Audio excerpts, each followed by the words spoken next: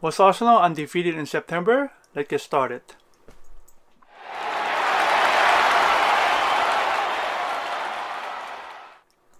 Hey guys, welcome to Arsenal Guru. This is monthly review and we are reviewing September month this time. Back to the question that I was saying in the beginning of the video, was Arsenal undefeated in September? The answer is yes.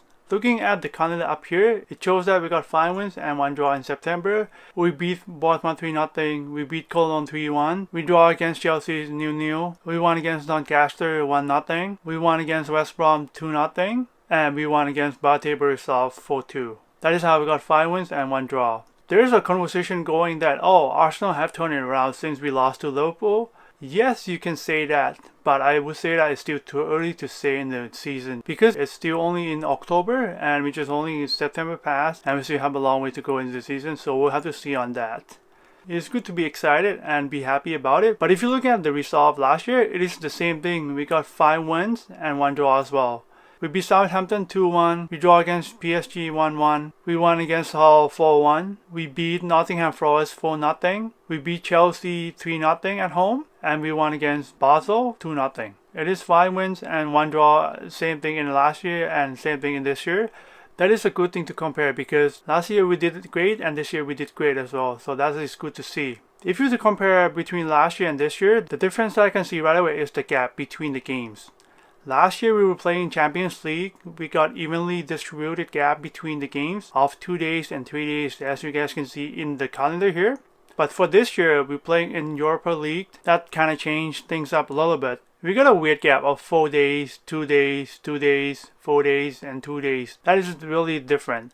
I know that is one game in Premier League against West Brom that we play on Monday, but that also includes the equation of playing in Europa League because if we were playing in Champions League this year, we wouldn't play on that Monday for sure. Another thing that stands out between the 2 years is that the games that we play. So we got 4 home games and 2 away games this year, where last year we got 3 home games and 3 away games. So that's the only difference that I find between the 2 years, aside from the gap that I was mentioning earlier. If you look at the results and compare between the 2 years, how would I grade Arsenal? Is it better? Is it the same? Or is it worse?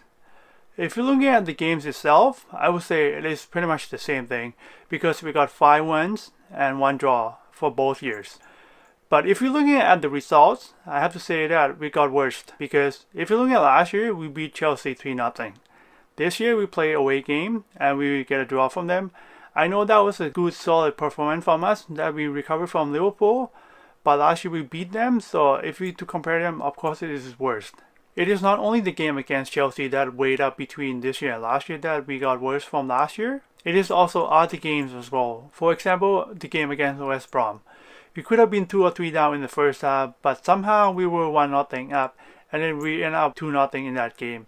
The results doesn't really reflect what's going on in that game, especially in that match, because it's totally different.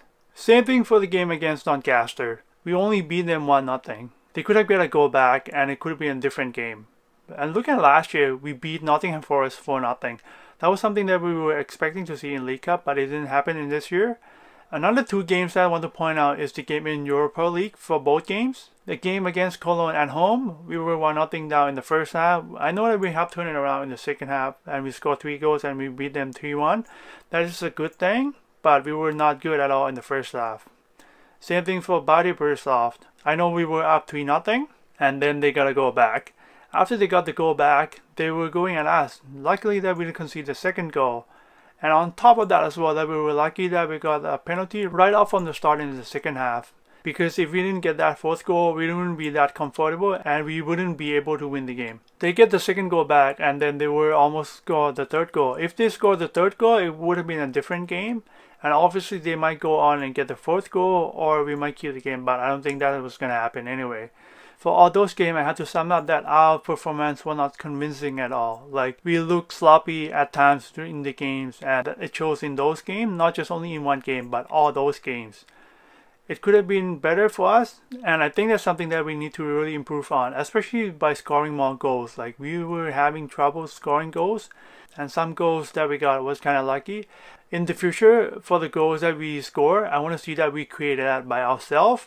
And it's something that we've been working on and we improve on that. So that is it guys for my September review. Let me know what you guys think in the comments below.